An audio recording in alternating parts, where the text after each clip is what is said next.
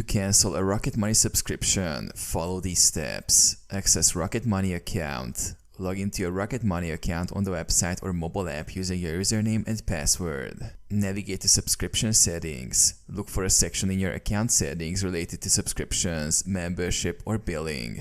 Locate subscription details. Find your Rocket Money subscription details, including the subscription plan, renewal date, and payment method.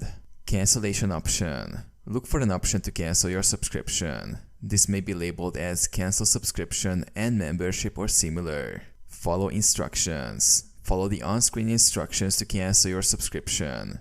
You may need to confirm the cancellation or provide a reason for ending your subscription. Review confirmation. After canceling, review the confirmation message to ensure that your subscription has been successfully canceled. Check for confirmation email. Check your email inbox for a confirmation email from Rocket Money confirming the cancellation of your subscription.